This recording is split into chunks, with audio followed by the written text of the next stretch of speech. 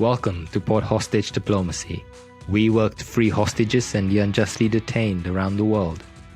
Together with their families, we share their stories every week and let you know how you can help bring them home.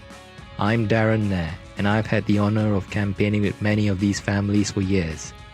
These are some of the most courageous and resilient people among us, people who have never given up hope, people who will never stop working to reunite their families. And we will be right there by their side until their loved ones are back home. Thank you for joining us. And now, let's meet this week's guest.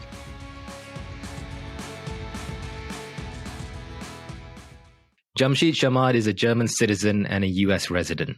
He and his family live in California. In July 2020, Jamshid was kidnapped in Dubai by agents of Iran's Ministry of Intelligence and taken to Iran, where he is still being held today.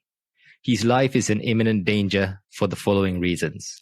He is currently at risk of being given the death penalty and being executed by the Iranian regime, and he suffers from diabetes, heart disease, and Parkinson's disease.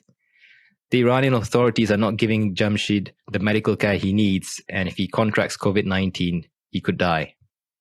The EU Parliament adopted a resolution in July 2021 that urges Iran to immediately drop all charges against all arbitrarily detained EU nationals, including German national Jamshid Shamad. Amnesty International, the human rights charity, has stated he is being arbitrarily detained and has called for his immediate release. Wenzel Michalski, the German director of Human Rights Watch, has called on the German Foreign Ministry to secure Jamshid Shamad's release. Iran has a long history of unjustly detaining foreign nationals and dual nationals. This is state-sponsored hostage-taking. This is what we call hostage diplomacy. We are joined today by Jamshid's daughter, Giselle Shamad, who is speaking to us from California. Giselle, we're so sorry for what you, your father, and your family are going through. Thank you for joining us. Thank you so much for having me, Darren. Thanks for giving me the time. You're welcome. Can you walk us through what happened to your father? What happened to him is still a shock to all of us. It somehow sounds more like out of a movie scene than real life. In 2020, beginning of 2020, my dad went on a business trip. We live here in California. He went on a business trip over. He was supposed to go to India for a short time and to Germany. He is a software engineer by trade, and he was going to get new contracts over there.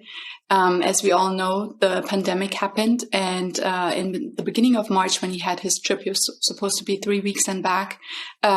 He went to India with my brother, and the pandemic happened, and India, the complete country, shut down. They shut their borders, and they announced that they will reopen in a few weeks, and they didn't reopen, and then they announced that again and again, over and over, and my dad and my brother were stuck there for almost 3 months. Once the borders opened, my dad and my brother took the first flight that they can afford. The flights were super expensive at that time. The first flights that they can afford went from Dubai to Amsterdam, and then from Amsterdam they were supposed to come back to the United States. My brother was allowed to board the flight. My dad was not allowed to. The reason is that my brother is a permanent resident of the United States, and my dad lived here on a visa. And visa holders, because of the pandemic, were not allowed back into the country. So they told him there, go to the country of your citizenship, which is Germany, and go to the embassy there and go to the consulate and try to get your visa approved again to re-entry into the country so you can join your family. And this is what he did at that time. I think it was June or July that he went back to Germany, and they would not give him an appointment right away. Like the appointments were like far in advance, like month in advance. And he already wasted so much time in India and making so much debt, like living in his hotel and like trying to get medication over there and all of those things that people had to deal with during the pandemic. And so he decided he would go back to India because the country opened back up, and he would go back to his business partners and start at least making some money while waiting for an appointment at the consulate. The first flight that he was able to get went from Frankfurt in Germany to Dubai. And then from Dubai, he was supposed to take another flight. There were no direct flights at that time. It was very hard to get direct flights. They were very expensive and very rare. So he went to Dubai, and then from there, he was supposed to go back to Mumbai. July 28th, if I'm not mistaken, was the last time that my mom talked to him in his hotel room via video chat. So she was able to see him. She saw that he's in Dubai. She was wondering, why are you there? I thought you're going back to Mumbai. And he said, yeah, I'm just catching another flight here. I'm going to be here for a few days, and then taking the next flight is coming up. That was the last time she saw him, and she knew he was well. They have been talking every single day, either through video chat or through text messages or calls through the time that he was there in the pandemic. And after this video call, there was complete radio silence. My dad would not answer his phone. He would not respond to any of the text messages. He would not respond to the phone calls or anything. We did not know where he was or what was happening to him for 2 days. After 2 days, my mom received a message, just a plain text message saying, "I'm okay, I will call you," or I will contact you in Persian. And that was already a very big warning sign, because my dad would not just ignore all of her phone calls and like the worries with a blunt text message. The very next day, which was August 1st, we were woken up by friends and family members that told us, turn on the news, go on YouTube, you can see a clip there of your husband. That's what they told my mom. And she went on YouTube and she saw that clip that everybody has seen now. My dad in the hands of the Islamic regime, blindfolded, stating his name, forced to commit to crimes that he did not do. And that's how we found out where he apparently was, that he had been kidnapped, that he had been somehow taken to Iran, which we assume, still nobody has explained that to us, but that's when we found out. And at that time, I was a nurse working here in the hospital during the pandemic.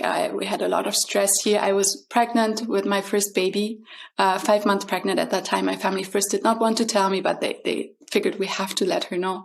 So the shock of seeing my dad there, I will never forget that. We thought that my dad was dead at that moment when we saw this video, because it looked like one of those videos that the Hezbollah shows before they do a beheading or something. It looked very like a death sentence, pretty much.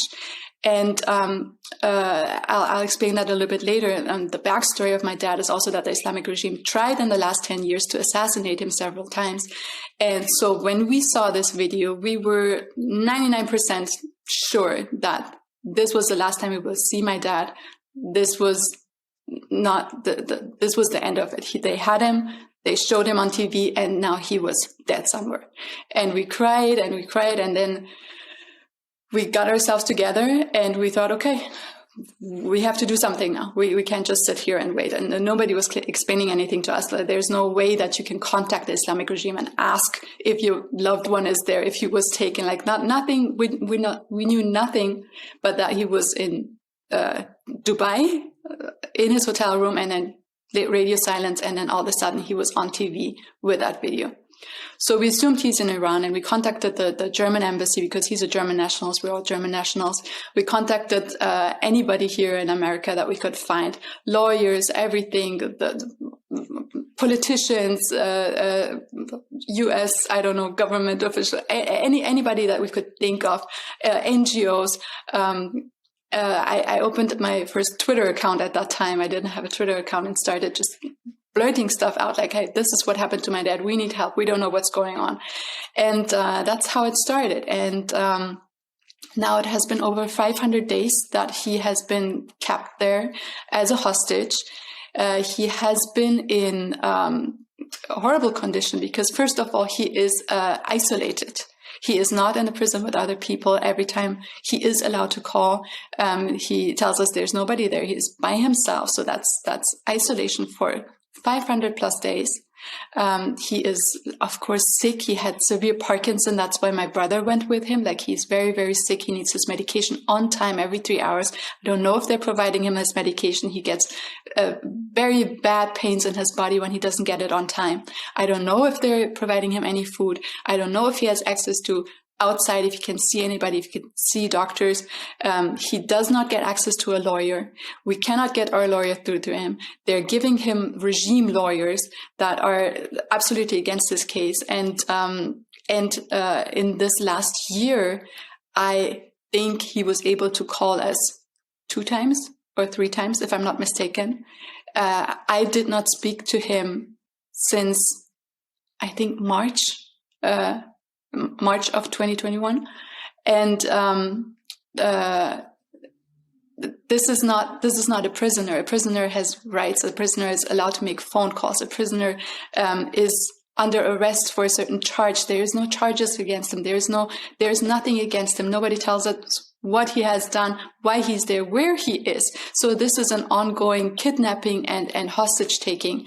And I can't believe it's taking so long, and we have reached nothing, but we really need help, and we need to get moving with this. I'm so sorry you and your family are going through this, Giselle. Thank you. Thank you. You mentioned that there were issues with the lawyer. So you had to use what you call a regime lawyer. Now, Iran's judicial system is notoriously unfair and rigged. Can you just elaborate further on what you mean by a regime lawyer, and yes. What are the consequences of this to your father? Yes. This was news to us too. I mean, like we heard, of course, I didn't grow up in Iran, but we heard that the judicial system was rigged, and you have some understanding of it. But once you're in it and you need to get through it, you just see how messed up the system is. So, first thing that we tried to do was get a lawyer, any kind of lawyer, on his case.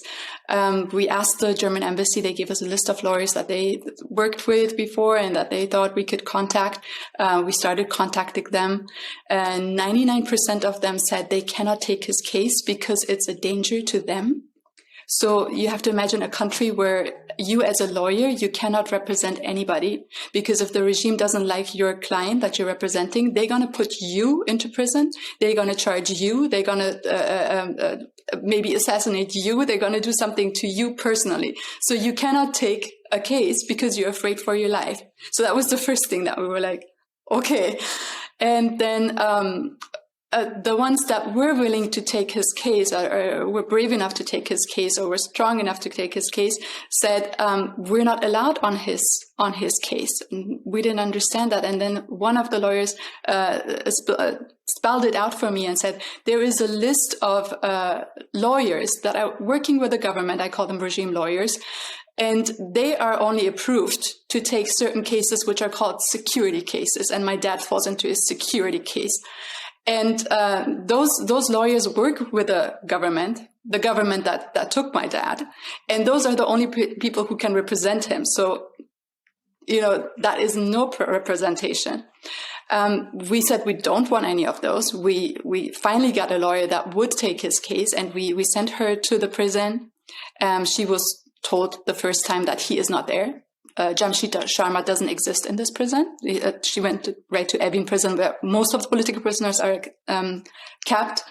The next time she was told he is there, but she doesn't have access. Then they told her again, he's not there. He's in a different prison. He's not even in Iran. They kept changing the story and not getting her any access.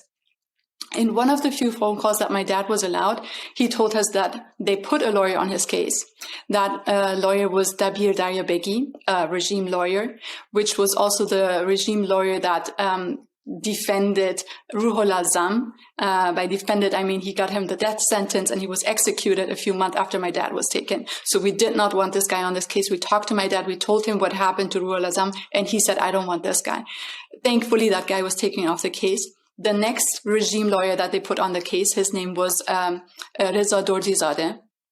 And again, we said we don't want a regime lawyer on that case. The only thing that they do is they work with the regime together to get you to sign away your life, like admit to any kinds of crimes, and they tell you that they're going to make a deal. They know the judge. They're going to get you out of here. They're going to get you a better sentence if you just commit to these crimes, or if you just go on this show. And they made some shows with him where he's standing there and he's admitting to crimes and all that kind of propaganda that is involved in that. And as a reward, they give you a good deal, which is usually not a good deal, just a way to get you to the death sentence. So again, we explained that to my dad, and my dad said, take him off the case. And we tried to take him off the case, but this guy does not want to get off the case. In fact, my dad would not call us for, I think, 3 months. And in the last phone call that we had when the regime lawyer was on the case, he had a very heavy cough. So we were very worried that he might have gotten COVID in this time. And he would not call us. My mom was very worried. So she called this regime lawyer and she told him, are you able to see my husband? Do you know where he is? Is he alive? Can you get access to him? And can you make him call us? And he said yes. And sure enough, my dad called and he was okay, and he did not have COVID, and he sounded a bit better. My mom called this lawyer again just to thank him, like, thank you for going there and making him call us. And that's when he told her, well, by the way, I'm his lawyer. I'm on his case. And his case is very long. It's 10 files long. And my mom asked him, what are the charges? And he said, well, I can't tell you. I haven't looked through it. And she said, why haven't you looked at it? Well, it's too big of a case. All I can do is stand next to him in court and try to defend him. But if you want me to spend any more time and go through his case and really build a defense, I need a team, and I need $250,000 from you to do that. So $250,000, we don't make that much in a year. I know surgeons that don't make that much in a year in America. And this guy wanted that just to do his job, which we don't even want him to do. We didn't even want him on the case. The regime put him on the case. My dad doesn't want him on the case. And now that he is on the case and he claims to be the only person having access to him and being able to get him to call us, he wanted $250,000 from us just to do his job, just to look through his file, just to build a defense. So I don't know if you can see, but this system is more than messed up. This system is, there is no justice in it. It's not a justice system. It's a joke to call this a justice system. It's just a facade. It's just something that they put up there. The only hope that we have, and why we're even talking to this lawyer, is they told us in the trial phase, when this goes to trial, the regime has to allow any lawyer on the case. So if we can get these lawyers off the case and my dad makes it to the trial, we can get an independent lawyer on the case who can go and see him. And that's the only thing we want, somebody to go and see him. He doesn't need even a defense. We haven't seen our dad since 2000. Since the beginning of 2000. We want somebody to go there and see him and physically check him and see if he's okay, if he's been tortured, where in the world he is, which facility he's at. So that's why we want a lawyer there, not even to do any justice, not even to defend him, just to go and physically see him. Sorry, you mentioned you haven't seen your dad since 2000. Which, are you talking 2021, 2020? Sorry, 2020. Yes, that's what I meant. 2020, when he first went on his business trip to India. Okay, now I understand. So, to understand why this is happening to your father, can you talk to us a bit about your father's background? Because I know that your family fled Iran in 1983 and migrated to Germany. In 2003, your family moved to California, which is where you live now. Yes. As you said earlier, there was an assassination attempt. So I read this from your website, freesharmat.org. In 2009, there was an assassination attempt on your father. And according to the information on that website, the assassin got cold feet and turned himself in. So obviously there is a backstory to this. Can you just elaborate further? Yes, without going too much into detail, I can tell you that my family has always been politically active. They have always been defenders of human rights. They've always been very outspoken. And when I was born, after the revolution, they decided to put that on hold for a while because they had a family now, and because, as you know, it is dangerous as parents to be politically active, Iranian being politically active, whether you're inside the country or outside the country. There have been assassinations from the regime all over Europe, and they decided while their children grow up, they're going to be just parents, stay out of politics as much as they can, and raise us safely, which they did. By the time we were in our teens and 20s, my dad decided to move to America. And when he came over here, we were having a normal life in the beginning, and then he started to be interested in politics again because he just put that on hold for some time while his children were growing up. The community here in LA, the Persian community, is really big. There are like lots of TV stations, a lot of politically active people here, and he looked at everything and he found a group that he was very interested in. It was Furud Fulat Fand back then with it's called Anjuman Padishahî, which is the Kingdom Assembly of Iran. So he was following them. They had a TV station. He was listening to them, and he got very interested. Since by trade he is a software engineer, he offered them to create a website for them. And all of their material that they were publishing on TV, he was able to put it on the website and like pretty much have an archive of everything over there. And that's how it started for him. The founder of this group disappeared in the early 2000s. We assume that he was taken hostage, he was kidnapped somehow. I don't want to go too much into detail because nothing is clear about that case either. My dad, having that website built for them, was at that time still anonymous. Nobody knew that was my dad. He built the website, he put it on his portal, he put it on his server. We don't know if it was a security glitch back then or if it was cyber attacked or something, but the name of the server got exposed, and the name of the server is my dad's company, Sharmat Computing. So therefore his name, Sharmat, was exposed, and my dad was no longer anonymous and anonymously political. At that time, we were in big shock because me and my mom were actually about to go to Iran, to travel to Iran and see some of her family members over there. We knew that we were in great danger. The regime announced on national TV that my dad and this group is an enemy of the state, and they're the number one enemy, and they asked America for his extradition. And we knew we could no longer go to Iran and visit our family. We knew we were in danger over here, and my dad knew that. But I don't know if you knew my dad, he always when he got into really bad situations, he would try to turn it to the best. Like instead of like being desperate and what we did and we were crying about not seeing our family, he said, well, now that I'm exposed, I might as well use my face to help these people. So he went public and he opened a satellite radio station, Tonda, Radio Tonda.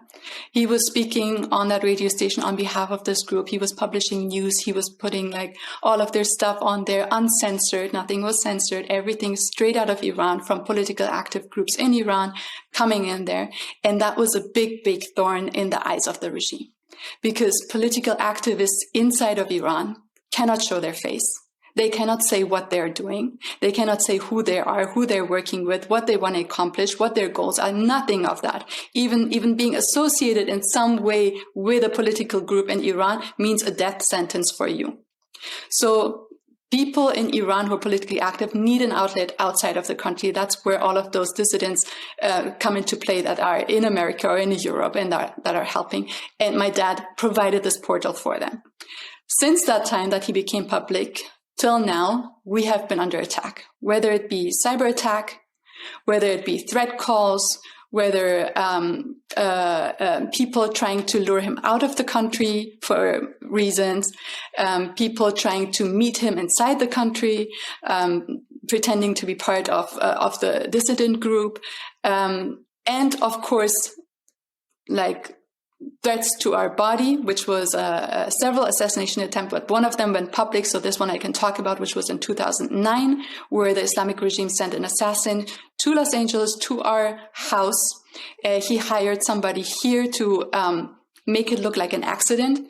They had a truck. They were supposed to run over my dad. They also had guns in case they would miss or my dad would survive. They would kill him. But the plan was to run him over. Thankfully, that was caught in time by the FBI. And they were exposed. The person that was hired to run over the truck, he chickened out at the last minute and went to the local police here. They already knew that guy, Mohammad Reza Sadiq Nia, who came from the regime. He brought the money. He hired this person. He went to trial. He went to jail here for a year until he was released to Iran to see his sick father, which we think was a swap, a prisoner swap at that time. So that's what happened in 2009. After that, there were several other attempts and several other places where they wanted to take my dad out, hijack the website, try to find out who these political activists are inside of Iran, try to identify them, make sure they're silenced, make sure nothing gets out, and of course, to kill my dad. So that, in a nutshell, is the backstory that we have for the last 10 years, at least, of terror from the regime. And now in this horrible pandemic where everybody is feared for their life because of a virus, my dad was taken, and he's there now. So having your father being taken hostage by the regime and not being able to speak to him, not knowing how he's doing right now, whether he's getting the medical care he needs, is obviously very traumatic to you and your family. So how have you and your mother and your brother been coping? We haven't been coping very well, to tell you the truth. I mean, I don't know how to say it, but our life is upside down. Our life is not the same. I can't work at this time. I mean, I'm a first-time mom anyways. I'm with my child right now. But I'm in my head so much. I had severe and still have severe depression, trauma from the time that this happened, of course. And of course, that's all packed with postpartum depression and everything together, but to the point where it's really not good, and seeking help right now. But I'm just a daughter. I mean, I can't imagine what's going on in the head of my mother. My mother and my father, they have been together for 40 years, and they've been inseparable. It's a deep love. It's a great relationship. They've been partners in everything that they do. And to think that she wakes up every day and he's not next to her, I can't even imagine that. I catch myself all of the time, all of the day, thinking about the worst scenarios that can happen to him. I mean, if you know that he is in a certain place, like, for example, Evin prison in this cell, and this is what people say about this cell, it is still horrible and it's still bad. But not knowing where he is gives you all of these horrible ideas that you can just imagine yourself, and it makes it worse. And not knowing how he's doing, when he's allowed to call, how they're torturing him. I mean, the psychological torture alone of not being able to talk to anybody, not being able to see anybody for a month, for years, is horrifying. We were on quarantine and we were all like suffering so much and being so depressed because we couldn't go out, like, and into the public. Imagine you're in a cell for so long. Imagine you can't get your food, you can't get your medication, you have physical pains. It's just horrifying just to think about that. And I don't know if that is the only kind of torture that they're doing to him because of his political involvement and because they want to get to other people. So I assume that there is more physical torture, and we can't see his body. So I don't know how he looks. I know in one of his phone calls that he said that he lost so much weight. I think it was 40 pounds of weight. And my dad is 6'2", 6'3" or 6'2" tall. And he weighs about 60 kilograms, he said, which is nothing. That's how much I weigh. So he lost so much weight there. He has pains. He in one of the phone calls, he told us that his teeth has been pulled out. I don't know if they're doing dental procedures there. if that's a form of torture, we can't understand. We can't pinpoint it. It's just bits of information that are coming through in the phone calls that he's allowed. And in those phone calls that he's allowed, which are like every so many months, there are guards present. His interrogators are present right next to him.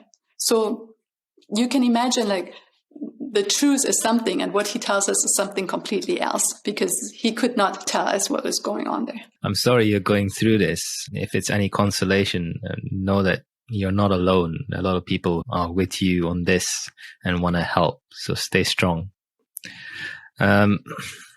What support have you received from the German and US governments today? Because your father is a German citizen and he's lived in the US for 17 years, right? So what kind of support, if any, have you received from both governments? The support that we have received is formally it's great support. Formally, the German government came right from the beginning and told us, your dad is a German citizen. We're 100% behind him. We do everything that we can while we're there. We're talking to everybody on the highest levels. We will get to him. We will try to get to him. We will do this. We will do that. From day one, they've been there. They invited us here to the German consulate. We talked to them here. We talked to the Auswärtige Amt every day, not every day, sorry, continuously. And that was great. I mean, we saw the support. The Americans, not directly to us, they did not say that they can support him because he's not a U.S. citizen, but through our lawyers and everything, we know that they're still supporting us, and we're working with the agencies over here as well, and they are supportive of us as well. But, and this is a really big but, looking at the last year and at what these governments have really accomplished, we can say that either they did nothing or whatever they did was not enough, because after 1 year, we still don't know where he is. We still don't know what the charges are. We still don't know how he was taken from Dubai to Iran. How is this even possible? We don't know anything that we didn't know 1 year ago. So looking at the results, there has been absolutely no change. And deep in our hearts, we refuse to believe that this is all that they can do. I mean, Germany is a big trade partner of Iran. We think that if they wanted to, they could at least get somebody through to him. They could at least get somebody there and tell us, this is where he is. This is how he looked to us. This is what they're doing to him, or these are the charges. Nothing has been done of that sort. And we're hoping with a new government and everything forming that this will change and hopefully get to the better.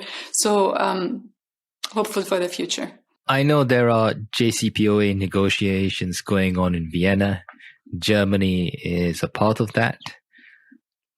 What do you think they should be saying to the Iranian delegation, if anything? Mm-hmm. What they should be saying is absolutely no deals unless we're talking about human rights first. I cannot imagine talking about business, talking about nuclear power, weapon, whatever it is, while people are being taken hostage, while people are being robbed of their rights, citizens of that country. I cannot just come to a table and expect a fair deal with you when you're just reaching over the border and grabbing my citizens and doing whatever you want to them. That is unacceptable. So the very least is talking about human rights, releasing all of the political prisoners that they're keeping hostage right now. And then we can talk about anything else. Before that, I don't understand what they're doing. I don't understand how they can even be at a table. This is unacceptable. This is not right. This is inhumane. We have to understand that human rights are so much more worth than anything else. And that's what I expect from them.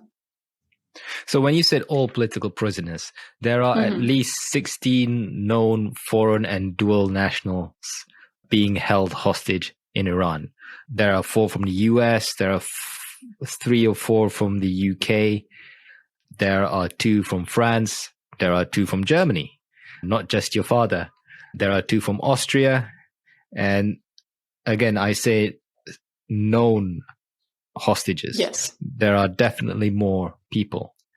Now, given that Germany, your father is not the only German hostage in Iran, and the fact that the EU Parliament has adopted a resolution calling for the Iranian regime to release these individuals, doesn't that, I mean, that I completely agree with you. As part of the negotiations, this should definitely be brought up.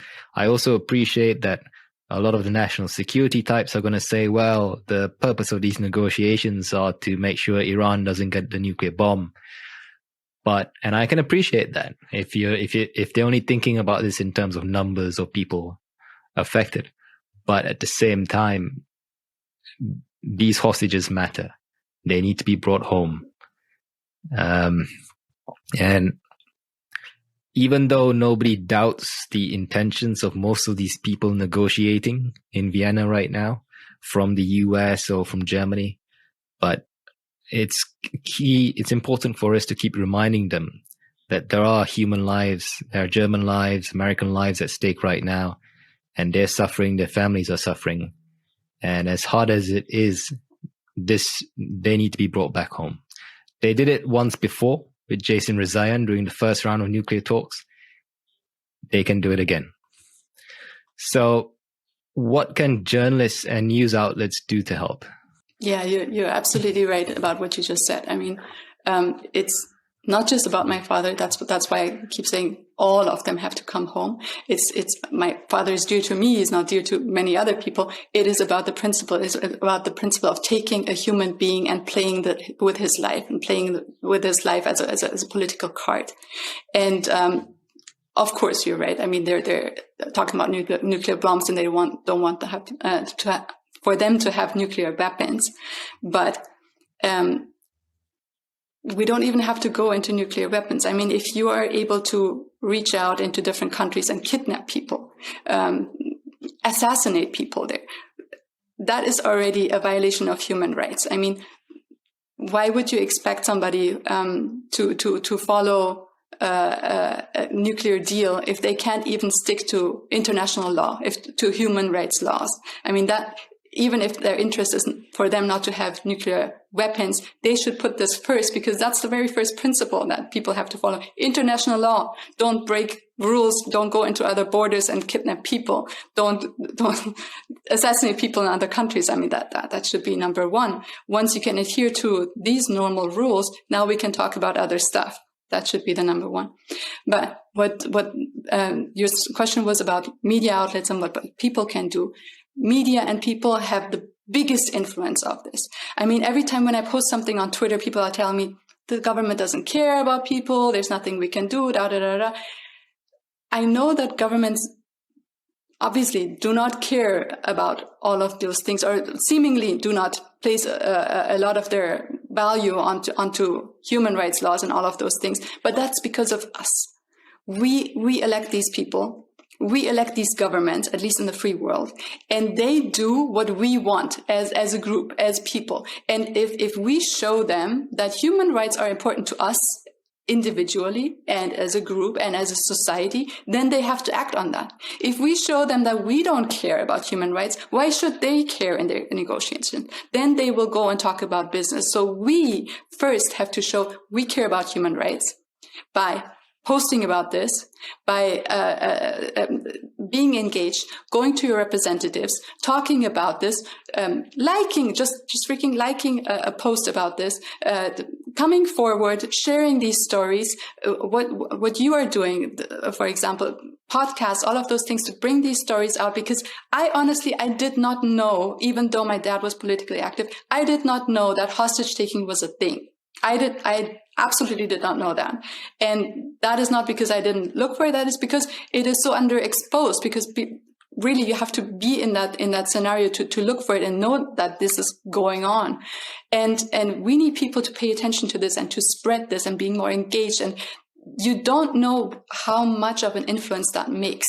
I mean, when the media picked up my father's case, when you back then were helping me and getting me to Amnesty International and Human Rights Watch and all of those things that thankfully you got me through, because I couldn't get through to them. My dad was calling us almost every month. And now that it has almost like ebbed off, and then media is not picking up that much anymore, and people are not that interested in it anymore because it's an old story, so to say. He hasn't called for 4 months now. So you think you don't make a change. You think simple people don't make a change. They make a huge change. I can see it at my dad. I can see that he is calling us and he is well, that he's been treated well, being allowed at least more phone calls, or that he's not. And what you're doing by helping us, by bringing this story out, is securing his life. Every time this gets shared, every time this gets spoken about, you're making sure that my dad and other people that are kept there hostage are kept alive and hopefully kept well. And that is a huge power that you have in your hands that you don't even know about. So I'm thankful to everybody who shares that. I'm thankful to all of those people that reached out to me and are still reaching out to me and doing that, because you have a tremendous power that politicians don't even have, because we can make these changes together, but you have to start and you have to do these little changes and to help us. No, I absolutely agree with you. As the saying goes, the most powerful office in government is the office of citizen. For members of the public in the US, what can they do? I mean, what should they write to their local congressman, their senator, or even to the White House? What should they say? Mm-hmm. Tell them how you feel about it. Tell them, first of all, your questions. How is this possible that people are kept hostage? How is this in the 21st century possible? What are you as my representative doing about this? How are you voting to prevent this? How are you getting these people back? If this happens to me or my loved one or my local news agent or human rights person, how are you going to get this person back? What can we do? What can we change? They don't have to come up with a solution. They can write them and ask these questions that we all have. What are you doing about it? Why do you not do anything about it? And that alone triggers people to react. I mean, just like posting questions on Twitter, I saw journalists posting questions over and over again to the press, and the press started picking this up. And then when the press reacted, the government agencies reacted. So just whatever you feel in your heart, if you feel, hey, I don't feel secure, I feel totalitarian regimes can come and rob us of our rights and I don't feel safe, post this. Talk about that. As long as we're talking, as long as we have a dialogue, that's all I'm asking for. You don't have to say anything that you don't want to say. If you care about human rights, if you care about the principle that me and you can stand anywhere in the world and talk without being shut down or robbed of our rights, speak up about this. That's all I want. On the point of writing to politicians, I saw your name in that letter that American families wrote with the help of the James W. Foley Legacy Foundation to President Biden. Could you just elaborate further on that letter and why you participated in that? And what are you expecting from President Biden? That's a good question. So from the beginning, pretty much, when this happened to my dad, I immediately reached out and saw there were so many other families that this, not exact story, but very similar story happened to, and they have loved ones that are taken by a totalitarian regime, and they are hostage families. And I reached out to them and I wanted them to join, so we're all together and we can do everything together and learn from each other. And I thought that was a great idea. But talking to most of these families, I saw that most of them were terrified. Most of them did not want to respond. If they responded, they did not want to be part of a group or anything. But they were afraid to do a lot of things. Even speaking out on social media was a big threat to them, and they're right to do so, because it is terrifying. Iran puts threat on the family. You are terrified every time I'm talking in public, or I'm doing an interview, or I'm doing a podcast, or I'm putting up a tweet or saying anything in public. I'm terrified for my life. I'm terrified for my mom, for my brother, for my daughter, for my husband. I'm terrified for anybody who's around me. And rightly so, because they put threats out, and they are terrifying, and they are threatening to harm you or your loved one over there. I'm not saying not to be afraid. I'm saying even though we all are so terrified, the only thing that we can do is to do the right thing as a group, because that makes us stronger, because that gives us a voice all together.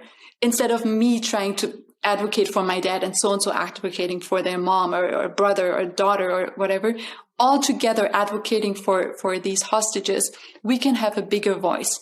And that's what I tried to do. And that's what I liked about the Foley Foundation and this letter, that we all came together as a group, as family members, and we have a bigger voice. So whether it's the President Biden or President Trump or any other president after that, we expect the same thing from them. We expect them to hear us out. We expect them to have decency and to advocate for human rights and to let us know what they're going to do to bring our loved ones back. How are they going to do that? Keep a dialogue open and then act upon it. Show us what they have done.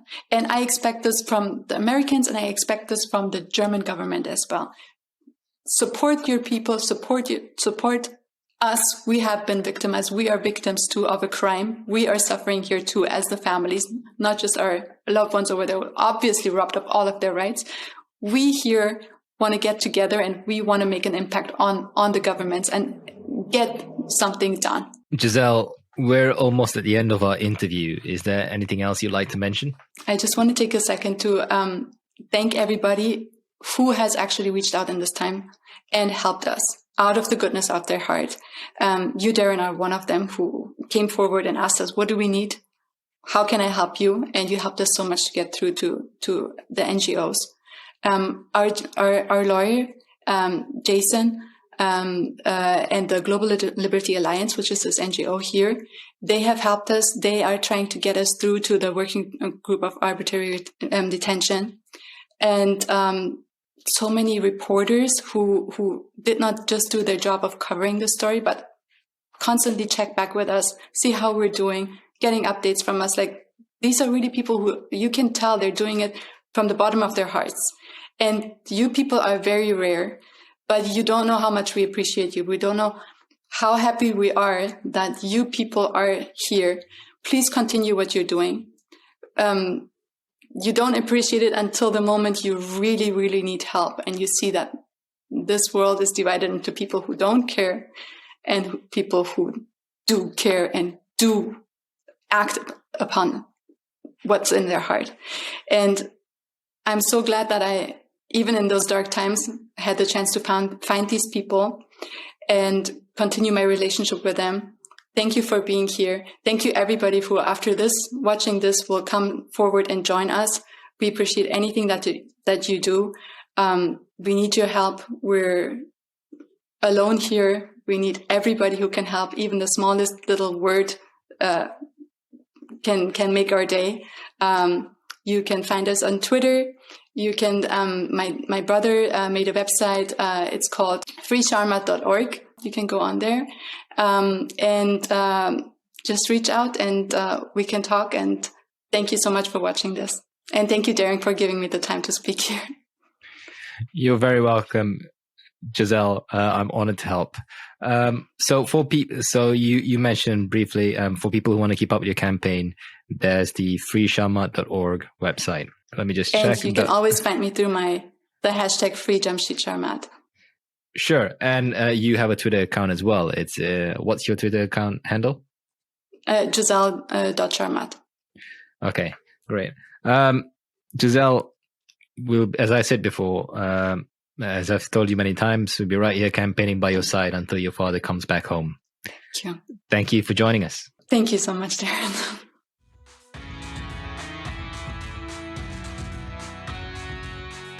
Thank you for listening to this week's episode of What Hostage Diplomacy. We're not just a podcast, we're a community. If you're on Twitter and would like to post a message of solidarity to the families or have any questions for us, please tweet it using the hashtag WhatHostageDiplomacy and we'll get back to you. If you like what we're trying to do, please do consider supporting the show financially. You can do this using the Support the Show link in the description of this podcast episode. We're grateful for any contributions, no matter how small. Thanks again for listening, and we'll be back next week. Take care.